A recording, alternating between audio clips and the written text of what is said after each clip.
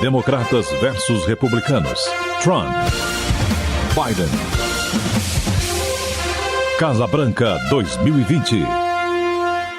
Estamos de volta ao segundo programa do especial Casa Branca 2020, a mais completa cobertura da reta final da eleição americana só aqui na Jovem Pan News e na Panflix. Hoje, com apenas 27 dias antes de descobrirmos quem será o inquilino da residência oficial do presidente americano pelos próximos 4 anos. E essa decisão ficou cada vez mais difícil de se prever com a notícia bomba de que Trump e sua esposa eram os mais novos infectados pela Covid-19. Desde que o ex-presidente Ronald Reagan foi baleado em 1981, não houve uma ameaça tão clara à saúde de um presidente americano. Sem dúvida, um momento sério para os Estados Unidos e de muita apreensão para todos acompanhando os últimos capítulos da batalha pela Casa Branca. Será mesmo que haverá novos debates? Como Trump lidará com a evolução do vírus no seu organismo? Será que esse é o pretexto perfeito para Biden evitar seu próximo encontro com Trump? Como vocês podem ver, não vai faltar suspense nesses tensos momentos finais de eleição americana. E o assunto que dominou o noticiário na semana passada foi o caótico primeiro confronto entre o atual presidente republicano Trump e seu desafiante democrata Biden, que ocorreu no debate em Cleveland, no estado decisivo de Ohio, na noite de terça-feira passada. E o que eu sei é que foi uma bagunça dentro de uma balbúrdia, dentro de uma baderna. Nós aqui no Casa Branca 2020 acompanhamos a péssima repercussão do que muitos qualificaram como o pior debate da história dos debates presidenciais. Após um dilúvio de acusações, interrupções, pontapés, puxões de orelha e xingamentos entre os candidatos, além da péssima condução pelo moderador Chris Wallace. Tudo isso diante de quase 100 milhões de telespectadores americanos. E frente a esse quadro, a comissão responsável pela organização dos debates presidenciais americanos anunciou que fará mudanças para manter o ambiente ordeiro e coibir os excessos de Trump e de Biden no próximo encontro entre os dois presidenciáveis, em tese marcado para o dia 15 de outubro na cidade de Miami, que, se de fato ocorrer, agora que Trump está quarentenado, nós também estaremos cobrindo de perto aqui no Casa Branca 2020.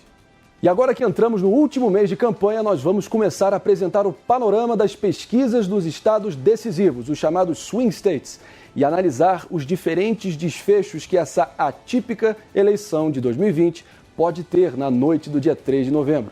É importante mencionar que nós brasileiros estamos acostumados com resultados rápidos e simples nas urnas.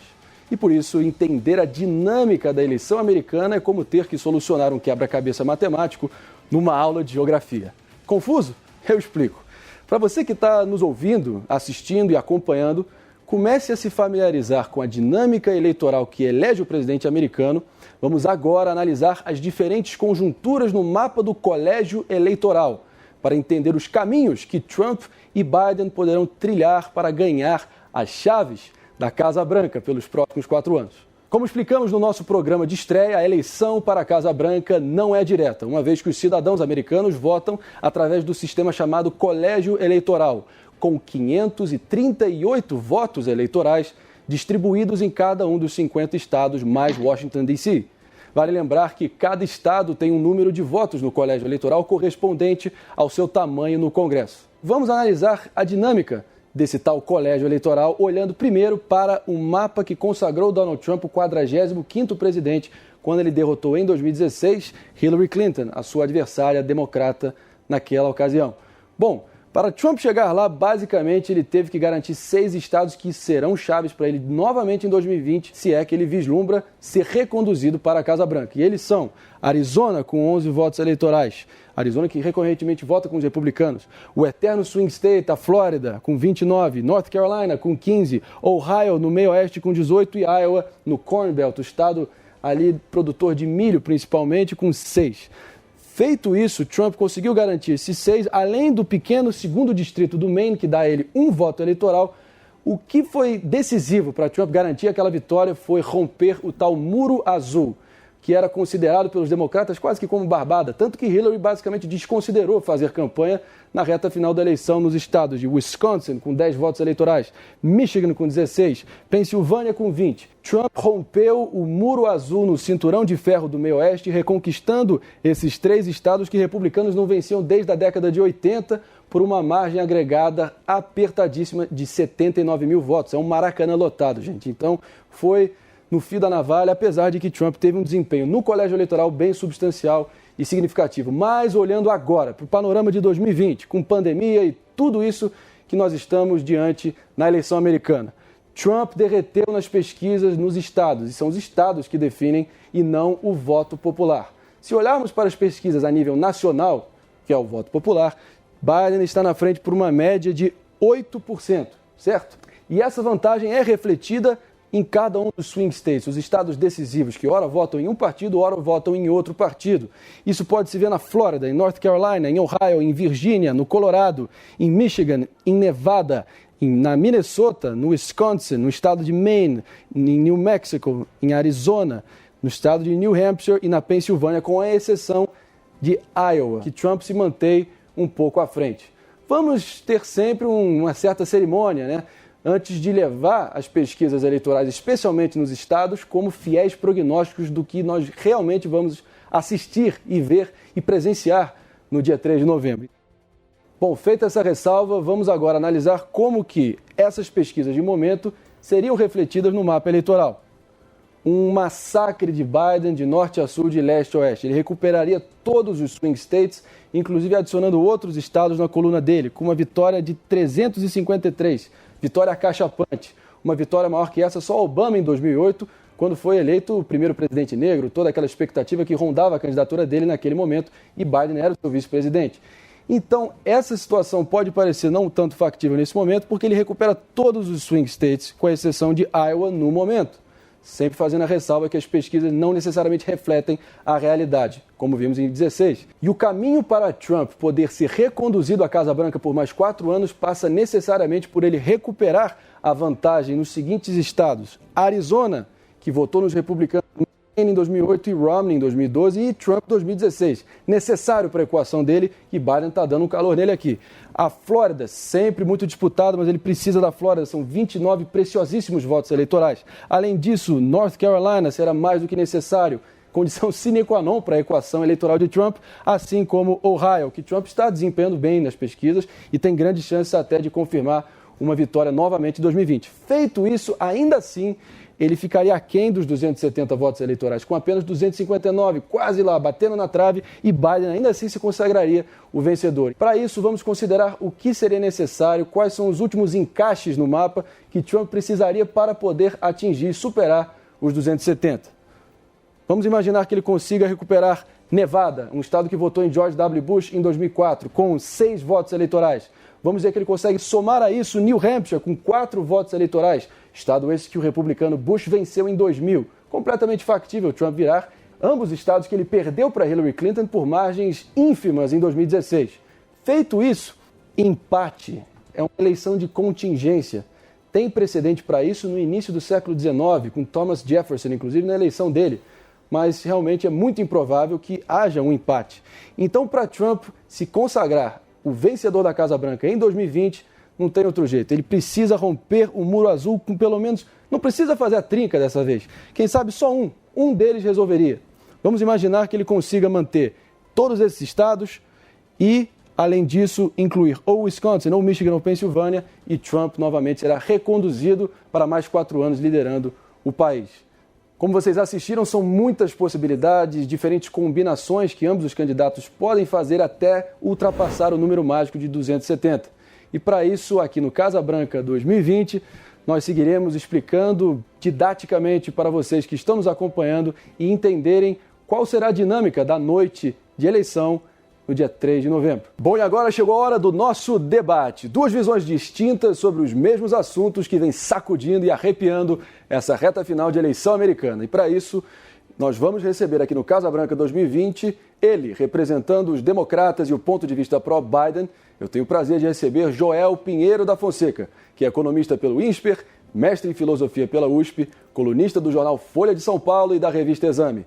Não só isso, como integrante do nosso Morning Show aqui na Jovem Pan. E representando os republicanos e o ponto de vista pró-Trump, temos conosco o empresário, economista e jornalista Paulo Figueiredo Filho, que tem pós em Relações Internacionais pela London School of Economics e em US Government, Governo Americano e Negociação por Harvard, e é um economista pelo MIT. Senhores, muito bem-vindos aí ao nosso round 2 do debate aqui do Casa Branca 2020, e não há outro assunto para a gente tratar antes de qualquer coisa, né? O debate de terça passada foi uma chance ímpar de seduzir e conquistar os eleitores indecisos nos principais campos de batalha, os estados que, como nós mostramos, poderão definir o vencedor da Casa Branca. E até o próximo debate, no dia 15 de outubro, né, espera-se que a cifra de votantes já tenha aumentado significativamente. E, embora a votação já esteja em curso e mais de 1 milhão de americanos tenham depositado já as suas cédulas nas urnas ou em caixas de correio, o número representa apenas 0,8% do comparecimento às urnas registrado na eleição de 16. Então, inclusive, o tema final que concluiu o debate foi sobre a integridade do processo eleitoral, onde Trump colocou sob grave suspeita o sistema de cédulas e votação pelos correios. O que de concreto tem aí, hein, Paulo? E qual a estratégia de Trump ao aventar essa possibilidade? Bom, já que você está me pedindo o que tem de concreto, André, eu vou começar com uma pesquisa do Pew Research, que levantou que 1 em cada 8 registros eleitorais americanos estavam imprecisos, tá? Fora isso, você já tem múltiplos relatos, inúmeros relatos de fraude nas eleições, tanto de 2016 quanto de 2018. Por exemplo, só alguns exemplos: confusão na Califórnia, onde 83 cédulas foram encontradas na casa de um sujeito; fraude na Flórida em 2016, várias urnas falsificadas com uma mulher; na Virgínia em 2016 tinha até morto votando; reconfessa, Cynthia Gonzalez foi condenada no Texas; também no Texas 16 mil urnas encontradas em Fort Worth, perto de Dallas; e agora, na semana passada, encontraram na Pensilvânia uma série de cédulas com votos registrados para o Donald Trump jogadas no lixo. E agora o FBI está investigando o que aconteceu. Bom, como se não bastassem esses fatos, na semana passada, no domingo, o James O'Keefe, do Project Veritas, que faz um trabalho investigativo aqui nos Estados Unidos, divulgou um vídeo com a câmera escondida, mostrando inequivocamente um funcionário da campanha da muçulmana Ilhan Omar, uma congressista do Partido Democrata, comprando cédulas das pessoas mais pobres e coletando na marra, na casa das pessoas, principalmente dos velhinhos, cédulas eleitorais, uma coisa que se chama de ballot harvesting, né? Colheita de cédula. Virou caso de polícia também, e a polícia do Minnesota abriu uma investigação. Então você pode achar que é teoria da conspiração, ou você pode acreditar nos seus próprios olhos e ver os vídeos que estão disponíveis na internet. Tá certo, Paulo. E você, Joel? O que você está achando dessa polêmica que terminou o último debate assim com um estardalhaço, né? Vai que é sua. Pois é, o primeiro ponto que eu faço, André, é uma comparação, como o Brasil é melhor resolvido que os Estados Unidos nesse ponto. Como o nosso sistema eleitoral é muito menos sujeito tanto a fraudes, mas também a falhas.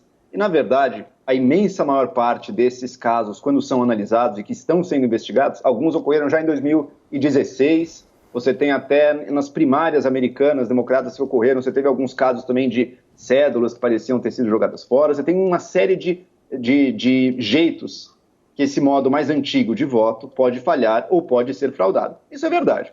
Agora, o que não é verdade é que exista uma grande concertação, isso não existe evidência alguma, pelo menos, uma grande concertação pró-Biden ou dos democratas para fraudar o processo. Pelo contrário, muitas vezes você descobre que o condado onde aconteceu a fraude, na verdade, era dominado por republicanos. É uma coisa pontual ali, depois você descobre outro caso pontual ali, e tem as duas coisas. Tem a falha e tem a fraude local também. Não existe até agora, e já são anos de investigação, tanto nas eleições normais quanto no voto via correio. O voto via correio, evidentemente, tem mais espaço também para falhas e possíveis fraudes. Mas você não tem nenhuma evidência clara, nenhuma evidência nenhuma, aliás, de que haja uma concertação para prejudicar o Trump nisso. Então, por que ele escolheu o voto pelo correio como objeto de acusação dele?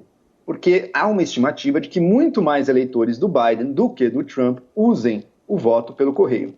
Ambos estão se colocando de maneira muito diferente com relação à votação. O Trump se coloca da seguinte maneira: se eu perder, é porque foi fraudado. Ele não é nem capaz de dizer que vai aceitar o resultado da eleição caso ele perca. Isso foi bastante grave o que aconteceu no debate. Ele disse que talvez não aceite, ele deixa em aberto. O Biden foi bastante claro e bastante tranquilo, dizer, é evidente que ele vai aceitar, porque ele não vai ter nem o que fazer. Se ele perder ou se ele ganhar, acabou. O resultado da eleição é final nos Estados Unidos, como tem sido em todas as eleições da sua história. A gente não vai imaginar que, por um arroubo populista, um presidente, mesmo um maluco como o Trump, possa acabar com a tradição democrática do país. Mas a postura do Biden é outra. É dizer, não só vou aceitar o resultado, evidentemente, como incentiva as pessoas a irem votar. Esse é o caminho que elas têm para alterar o rumo da democracia americana. No Partido Republicano, infelizmente, nos últimos anos, todo o esforço deles é para limitar o voto, especialmente para eleitores mais pobres, eleitores negros, que eles sabem que votam em sua maioria nos democratas, têm tido cada vez mais problemas e cada vez mais dificuldades para se registrar como votantes. É mais um ponto que os Estados Unidos está muito atrás do Brasil. Aqui no Brasil, todo mundo vota e é preciso reconhecer, a eleição é muito mais segura e menos passível de fraudes. É isso aí, Joel, e como aqui no Brasil, os Estados Unidos seguem politicamente polarizados e divididos, com os republicanos tendo maioria no Senado e os democratas na Câmara dos Deputados. Segue esse impasse, né? A líder democrata Nancy Pelosi segue intransigente e irredutível com a Casa Branca nas negociações por um novo pacote para estimular a economia. Afinal, injetar dinheiro é gerar emprego. É fundamental, especialmente para que as empresas paguem as suas dívidas dos empréstimos feitos durante a pandemia, que foram feitos às pressas, né? Qual é a relevância disso e tem chance de algum acordo sair antes da eleição ou os americanos ficarão novamente reféns da politicagem na capital federal? Vou passar a bola primeiro aí, então, para o Joel comentar. Vai que é sua. Olha, André, pelo que eu tenho acompanhado, existe sim ainda uma chance de sair um acordo. O fato dos democratas terem adiado a votação na Câmara dos Deputados ali é um bom sinal até de que eles devem ter mais tempo, aí, alguns dias a mais, para negociar isso junto aos republicanos, porque o que acontece lá é uma divisão entre duas propostas. Existe um consenso, acho que meio geral, de que o governo precisa gastar dinheiro para ajudar indivíduos, para ajudar empresas muito prejudicados aí na pandemia. A questão é a magnitude. Os democratas querem gastar substancialmente mais. Alguns falam até em mais de 2 trilhões de dólares. O governo tem feito um pacote ali por volta de 1,5 trilhões de dólares, está querendo negociar com base nele. Existem alguns republicanos, aí muito mão fechada mesmo, que não querem nem ver querem menos de 1 trilhão de dólares de gasto. É muito dinheiro? Não tenho a menor dúvida de que sim, é muito dinheiro. Infelizmente, os Estados Unidos está em duas condições que tornam essa discussão ainda mais difícil. Duas condições. A primeira, como você bem mostrou, relatou, a extrema divisão da política americana. Cada vez menos você tem deputados ou senadores de ambos os lados dispostos a negociar e se encontrar no meio do caminho entre diferentes plataformas. Isso faz com que às vezes trave e nada seja feito. É melhor fazer alguma coisa do que não fazer nada, né? Nesse sentido, eu espero também que alguns democratas mais radicais aí aceitem discutir também partindo com base do pacote do governo. Por outro lado, outro elemento ruim, a situação fiscal dos Estados Unidos, mesmo antes da pandemia, já era muito ruim. O governo Obama piorou a situação fiscal do país ao pagar planos de saúde para grande parte da população. Então ele produziu mais déficits, estendendo a cobertura de saúde. O Trump também aumentou os déficits do governo americano, só que não com algum programa social nem nada disso, mas basicamente cortando impostos que beneficiaram principalmente os mais ricos. Uma política bastante irresponsável e que criou uma situação fiscal complicada nos Estados Unidos. Claro, o dólar é a grande reserva de valor do mundo, então o governo americano pode ter grandes déficits e uma dívida acumulada bastante grande também, ele pode arcar com isso. Mas mesmo assim, o espaço, a liberdade fiscal que ele tem agora para negociar pacote de estímulo e pacote de ajuda depois de uma crise como a do coronavírus, ficou muito debilitada pela irresponsabilidade fiscal de seguir dos governos americanos. E você, Paulo, qual é a sua visão sobre esse impasse que está vigorando agora em Washington? Vai que é sua. Bom, primeiro uma correção, né? O pacote do Donald Trump de corte de impostos beneficiou a população americana inteira. Conseguiu ter o menor desemprego da história dos Estados Unidos. A economia estava no seu melhor momento da história antes da pandemia.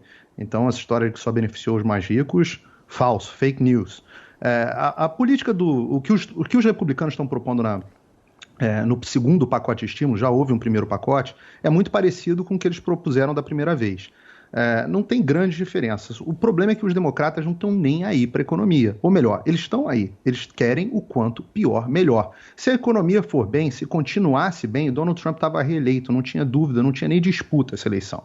Então, por isso que os democratas estão enfiando 3 abacaxis. 3 não, são vários abacaxis, mas tem 3 grandes abacaxis dentro desse pacote de estímulo. E por isso que ele é um colosso, 2 trilhões. Eles estão falando, tem 3 trilhões de dólares de estímulo. Primeiro, eles querem dinheiro para salvar os estados democratas que decretaram esse lockdown insano e, por isso, já vinham mal das pernas, que democrata não sabe administrar o estado, né? A esquerda nunca consegue administrar nada. Os estados já vinham mal das pernas. Quando veio o lockdown, eles praticamente faliram. Os estados democratas estão todos quebrados e os estados republicanos vão muito bem das pernas, inclusive aqui a Flórida. Segundo, eles estão propondo dinheiro para imigrante ilegal. É isso mesmo que você está ouvindo. Dinheiro para imigrante ilegal. Gente que entrou ilegalmente nos Estados Unidos, os democratas querem que eles recebam um cheque de $1.500 por pessoa do pagador de impostos. E óbvio que os republicanos não vão concordar com isso. Agora, só para mostrar o nível de alienação dos caras, eles estão incluindo crédito de carbono. As pessoas estão passando necessidade, as pessoas estão com a geladeira vazia, com o mortgage atrasado, com aluguel atrasado, e os democratas estão discutindo crédito de carbono ambiental. Eles estão em outro planeta. É óbvio que é a turma do quanto pior, melhor, né? Os democratas, eu duvido que tenha acordo, será uma grata surpresa se tiver, porque eles querem atrapalhar o Trump. Não querem que a popularidade dele suba com outro pacote de estímulo. Boa, Paulo. E o outro assunto que absolutamente incendiou o debate da semana passada foi quando Trump trouxe à tona as acusações que o filho de Joe Biden, Hunter, teria usado as conexões do pai na Ucrânia e na China e obtido vantagens financeiras junto à primeira-dama de Moscou quando Biden era o vice-presidente, o que claramente configuraria uma clara imoralidade da parte da família, né? Então, até que ponto essas acusações são procedentes e até que ponto elas podem danificar a imagem afável e dócil do Uncle Joe Biden, né, na mente dos eleitores, olhando adiante. Eu passo a bola primeiro, então, para o Joel. Olha, André, eu já tinha ouvido falar de outras acusações contra o Hunter Biden, como uma da China, mas que tinha acabado sendo refutada. Eu fui atrás dessa aí do caso de Moscou, né, apurar o caso inteiramente baseado, como a própria equipe do Trump confirmou depois, num relatório de um comitê republicano do Senado americano, né, que conta a seguinte história, eu vou relatar brevemente aqui. O Hunter Biden teria sido um dos cofundadores da Rosemont Seneca Thornton, uma firma de investimentos. Esta firma de investimentos teria prestado o serviço de consultoria para a mulher do ex-prefeito de Moscou e que, possivelmente, lá em Moscou, ela pode estar envolvida num escândalo de corrupção com a construtora dela, e ela teria pago pelo serviço de consultoria $3,5 milhões para essa firma.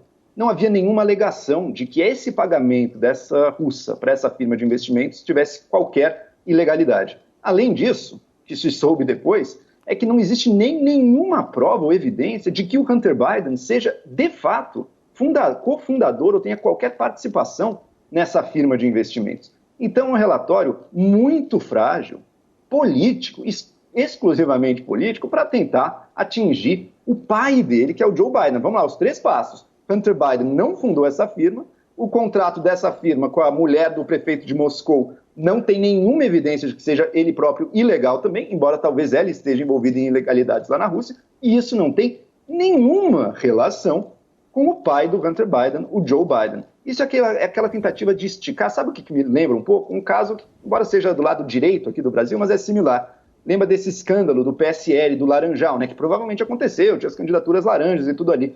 Mas é como tentar botar na conta do Jair Bolsonaro um escândalo que, embora fosse ali no partido dele, aparentemente não tinha nada a ver com ele. Nesse caso americano, é ainda mais distante o negócio. É querer associar ao pai, digamos que algum filho do Bolsonaro tenha cometido crimes, vamos supor essa hipótese. É como tentar botar na conta do pai um possível crime do filho, mas que não está nem próximo de ser provado pela única evidência que eles têm, que é um relatório altamente politizado de um comitê de republicanos do Senado americano. Então é uma acusação muito frágil que o Trump solta como se fosse verdadeira. É o blefe dele, é a única coisa que ele mostrou no debate, né? Blefes, acusações, tentativas de atingir a família. Nem existe prova nenhuma contra o Hunter Biden, muito menos contra o pai dele, nesse caso. Certo, Joel. Eu imagino que o Paulo tem algumas ressalvas quanto a essa última fala do Joel. Então, tá contigo, Paulo. Eu vou começar fazendo mais uma correção. Não foi um comitê republicano, foi o Comitê de Assuntos Governamentais do Senado americano, um comitê oficial, que tem maioria republicana, mas também tem senadores democratas. Tá? E existe uma investigação em curso a respeito do Hunter Biden. Essa não foi nem a primeira dele, né? Dessa vez ele está sendo acusado, as evidências são fortes, sim, de receber da Helena Baturina, que é a mulher mais rica da Rússia, com vários escândalos de corrupção, ligações com Vladimir Putin. Ela é viúva do ex-prefeito de Moscou. Tá? Não se sabe que tipo de consultoria o Hunter Biden, que não tem também experiência nenhuma nesse setor, possa ter dado para uma construtora na Rússia. Mas, enfim, não é o primeiro rodeio dele, né? Ele também já foi acusado, porque a empresa dele, ele trabalhava no board, no conselho, de uma empresa de óleo e gás na Ucrânia, chamada Burisma, e recebeu também uma bolada por isso.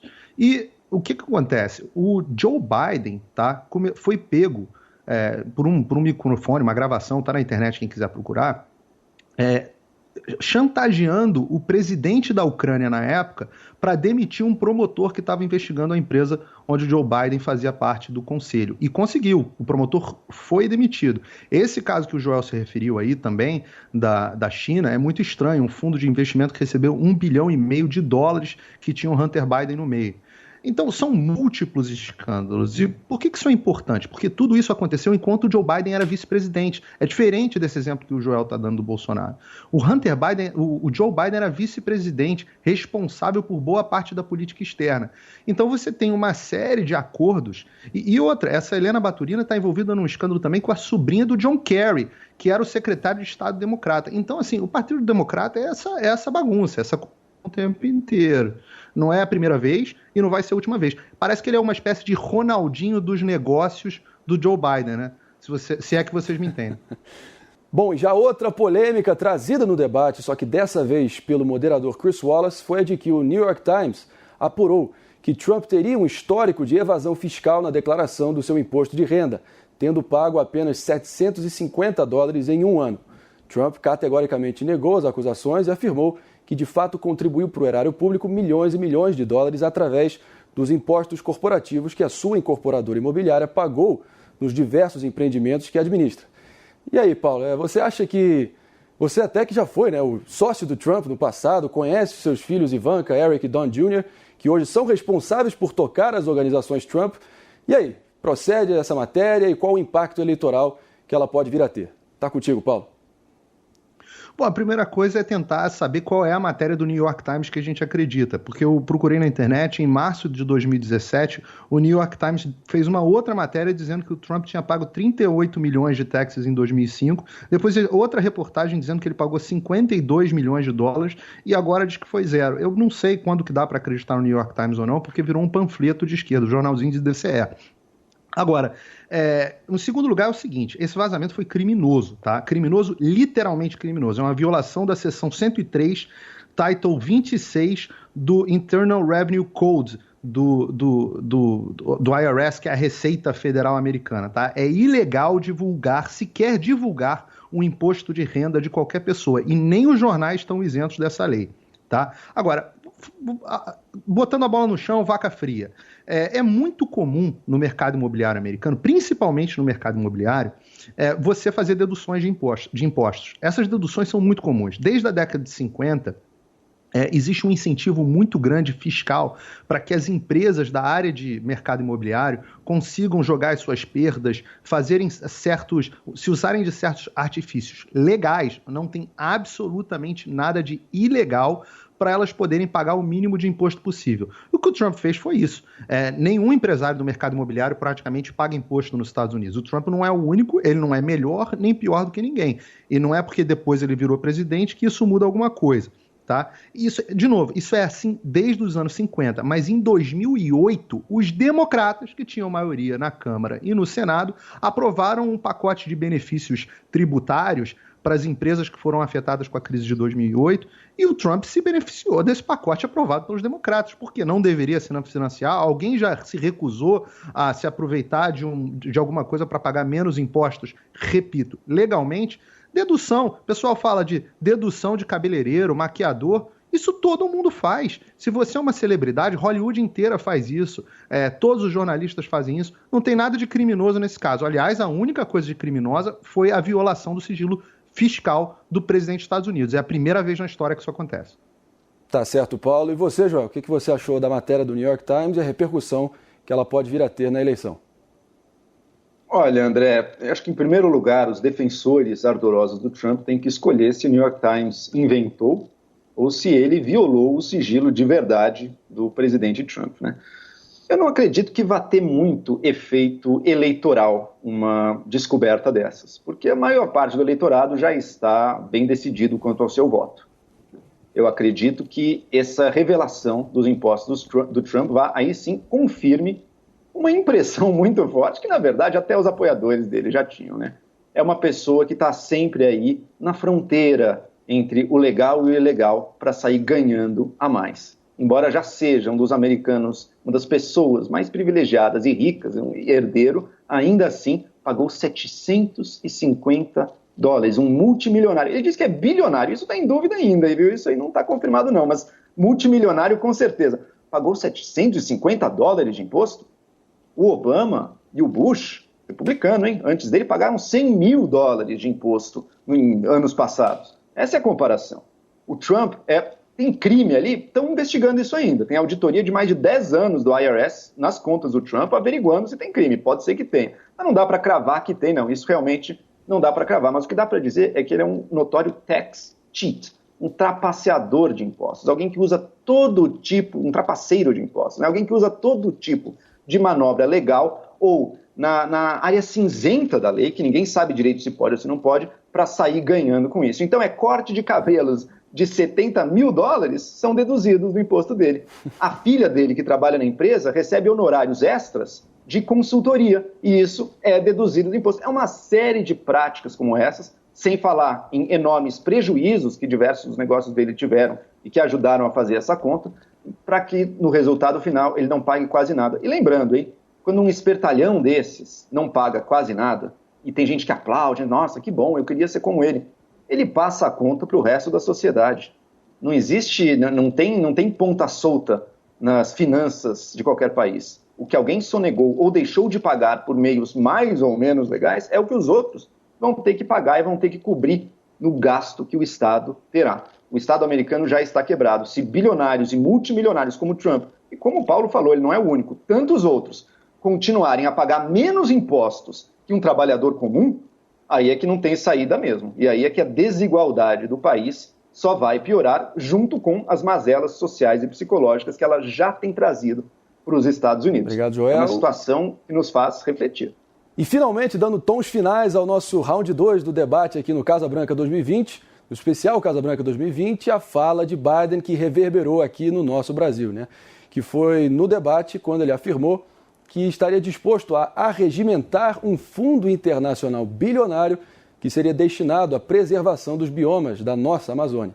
O presidente Bolsonaro rechaçou qualquer possibilidade disso acontecer, afirmando para a cúpula da ONU de Biodiversidade que isso representaria uma afronta à soberania nacional.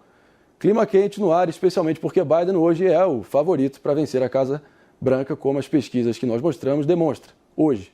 Mas temos 27 dias diante da gente ainda. Então, qual é que é a sua visão sobre esse desdobramento, Joel?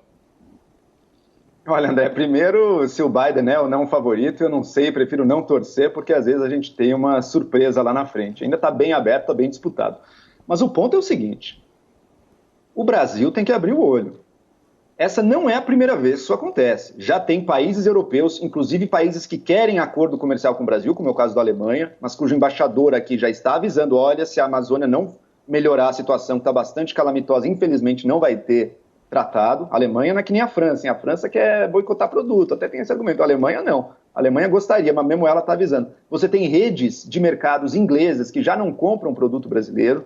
Você tem uma série de países olhando a situação da Amazônia, porque é grave. E se o Brasil começar a devastar o seu meio ambiente, a gente vai sofrer repercussões. A proposta do Biden é uma proposta que vai de encontro, embora o Bolsonaro agora não goste, mas o fato é que vai de encontro ao que o nosso ministro do Meio Ambiente, Ricardo Salles, falava no passado.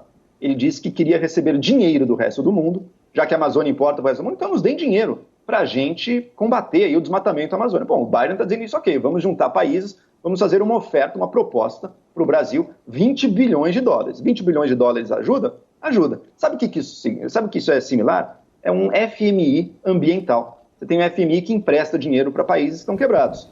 Agora, quando o FMI empresta dinheiro, vai ter que ter alguma contrapartida. Você vai ter que fazer alguma lição de casa. Você não pode só passar a mão no dinheirinho do FMI e ficar por isso mesmo, não. O FMI ambiental que o Biden está propondo vai na mesma direção e as críticas a ele, a crítica que o Bolsonaro faz agora, me lembra a esquerda brasileira dos anos 90, que também falava, não, o FMI é contra a nossa soberania. Olha, é uma ajuda que está sendo oferecida.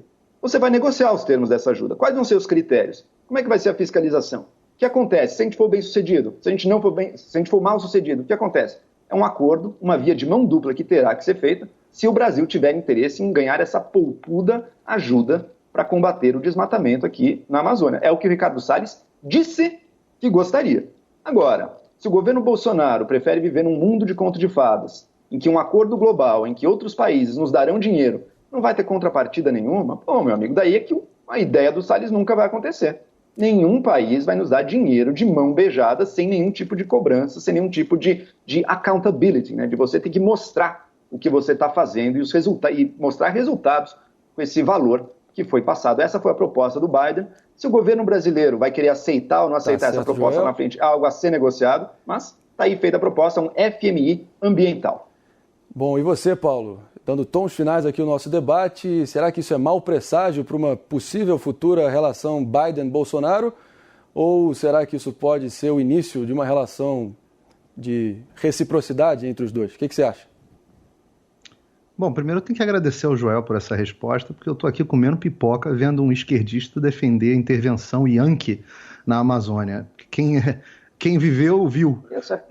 Eu sou de direita, pô. O problema é que você acredita nisso de verdade. O problema é esse. Eu sou mesmo. Bom, pró-FMI, globalização. Até o Joel tem que acreditar, tem que reconhecer o quão ridículo que é você ter um presidente americano, enquanto as florestas inteiras da Califórnia estão queimando todos os dias, o que restou, né, de floresta na Califórnia estão queimando. A Califórnia que é governada por democratas há não sei quantos anos, desde o Arnold Schwarzenegger. O Gavin Newsom admitiu que a administração florestal dele não é boa. E você vê o Joe Biden querendo meter o pitaco na Amazônia. Bom, tirando isso, é a primeira vez que eu vejo num debate presidencial, em todos esses anos dessa indústria vital, eu estou vendo um candidato a presidente, num pleno debate, ameaçando uma nação amiga. Porque ele não propôs FMI nenhum. O que ele falou foi o seguinte: eu vou oferecer 20 bilhões para impedir e obviamente, se metendo na soberania do Brasil, ou vamos impor sanções duras. Ou seja, é uma proposta que o Brasil não pode recusar. É a política internacional do Biden Corleone, ou, se você preferir, do Biden Escobar. Plata ou plomo? Se você faz do meu jeito, ou então chumbo, ou então sanção econômica. Eu nunca tinha visto isso com um país aliado. Parece que ele está falando da Coreia do Norte. Bom, em outras é o seguinte, Joe, a gente não negocia com terrorista, tá? O Brasil não negocia com terrorista, a gente não vai abrir mão da nossa soberania por 20, 30, 50 bilhões. Agora, eu acho que isso ele volta atrás. Caso seja eleito, vai ter uma postura muito mais mansa, porque o presidente do Brasil não é o Lula, não é Dilma, ninguém fala fino não. Acho que o presidente Bolsonaro encara essa. Bom, muito obrigado, senhores, por terem protagonizado esse round 2 do nosso debate aqui no Casa Branca 2020 e essa discussão sempre muito propositiva e informativa, né, sobre os principais temas que vem pautando o povo americano nesses tensos e frenéticos últimos dias antes da decisão no dia 3 de novembro. E nessa quarta-feira, às 22 horas de Brasília, os candidatos a vice-presidente de Trump e Biden, Mike Pence pelos republicanos e Kamala Harris pelos democratas, estarão frente a frente no primeiro e único debate entre os candidatos a vice-presidente, diretamente da cidade de Salt Lake City, no estado de Utah. Um encontro de duas personalidades com propostas e estilos que não poderiam ser mais diferentes. Então, convido vocês desde já para juntos acompanharmos e analisarmos a repercussão aqui no Casa Branca 2020. Até semana que vem. Democratas versus republicanos. Trump. Biden. Casa Branca 2020.